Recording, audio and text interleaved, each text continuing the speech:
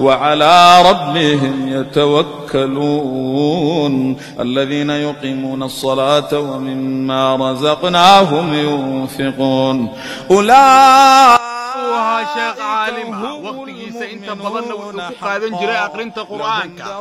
iliyada quraanku uu aqrinayo ama uu dujinayo salaadana khushuuc dartiisa ayuu la ilmeen jiray dhamaantiinba muuqaalka sii shargareeya isla markaana u duceeyno in naxariistii janno ilaahay uu siiyo sheekha kulanti waxaan oo wanaagsan qiyaarta hawadaan ku saaxiibnay oo idilkiinba meel walba aad joogtaan waxaan leenahay waqtiga aydin wacnaada dhamaantiinba muuqaalka la gareeyo cid walba muuqaalka la gareeyo subhana allah subhanahu wa ta'ala aan kaga baryeena umuray leedahay ilaahay inuu sahla ilaahay subhanahu wa ta'ala awlaada uu barakaya inta awlaadoon kaana ilaahay awlaad baari hasiyo inta gurdoon kaana gur wanaagsan mustaqbal wanaagsan ee baweyna hasiyo qof walba muuqaalka sheerta ku qabta la gareeyana waxa rabbi subhanahu wa ta'ala aan kaga baryeena in maal adduunyo ay sifileen inuu ilaahay subhanahu wa ta'ala uu siiya dambigood iyo dambiga waalidkoodana ee bow dhaafa rabbi subhanahu wa ta'ala uu ku azuma jannatul firdaws al-a'la xaasidka waxa leenahay wa min sharri xaasidin idha hasad al-hasid la yaflah biidni illahi al-karim waxa ku dambeeyo hoog iyo khasaaro rabbi subhanahu wa ta'ala aan kaga baryeena dhamaanteena waxa rabbi subhanahu wa ta'ala aan ka mangelina isha xaasidiinta oo rabbi subhanahu wa ta'ala aan weydiisanaynaa inuu hareer mariyo dhamaanteen ilaahay subhanahu wa ta'ala waxaan weydiisanaynaa inta xanuunsan inuu ilaahay xanuunka ka dulqaado caafimaadna ugu bedelo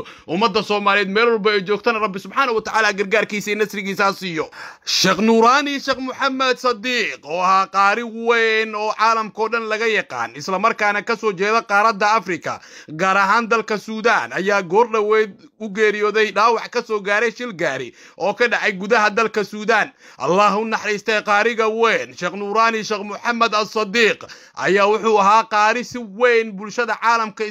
caalamul islaam lagu yaqaano isla markaana si wanaagsan ay dadka muslimiinta u dhageysan jireen aqrinta quraanka kariimka xilliyada uu aqrinayo si weyn dadka ay ugu raaxeystaan aqrinta quraanka iyo qaabka quraanka uu aqrinayo allah u naxariistay sheekh nuuraani wuxuu culimo badan uu kaga dugnaa in xilliyada uu dujinayo salaada uu la ooyo salaada iyo waliba isla markaana uu la qashuuco aqrinta quraanka kariimka asoo xilligaas ku aqrinayo sood ama cod aad u macaan qaariga ayaa waqtigiisa inta badan wuxuu ku qaatay aqrinta quraanka kariimka iyo waliba dujinta salaadaha kala duwan xilliyada rabadaanka wuxuu si toos ah u dujiyaa salaadaha taraawixda iyo waliba salaatul leelka isla markaana waxa dad badan oo muslimiin ah si weyn dhagaha ay ugu raariciyaan aqrinta quraanka iyo qaabka quraanka uu aqrin jiray allah u naxariistay sheekh nuuraani oo goor dhow u geeriyooday dhaawac ka soo gaaray shil gaari oo ka dhacay gudaha dalka Suudaan allah u naxariistay marxuumka ayaa wuxuu ahaa shakhsi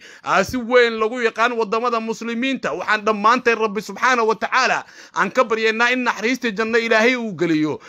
sheekh nuuraani محمد الصديق وها قارس وين لو يقان إسلام مركانا أقرنتيس القرآن كريمك ضدك مسلمين تيجعليهن خارجة أي رمضان كي وجودن بيو ودجية مساجد وين وكيال ذلك السودان أيضا إسلام مركاسي ضد بون المسلمين أي كنت حنايين أقرنتا قرآن كي ولبس لقضاها القرآن وأن راذي قابك وآخرنا يو قرآن كو عد كيسا عد آد معان وحد ما أنت رب سبحانه وتعالى أن وديسنا إن دم بيجي سودا فقارجة شيخ نوراني شيخ محمد الصديق كاسو غورنا ويد غيريودي وحن ربي سبحانه وتعالى دمانتين ان كبرينا ان جنة الفردوس الاعلى وغري شيخ نوراني دمانتين ان دعينا شيقه وحنا شيقه حليده قران كو اخرينيو او انجري سدا موقال كان ان ادي سو غدبينا وا قيب كميدا شيقه او دجونيو صلاه اسلا مركانا قراحيسنيا اخرينتا قران كريم كقولكي انما المؤمنون الذين اذا ذكر الله وجلت قلوبهم وإذا تليت عليهم آياته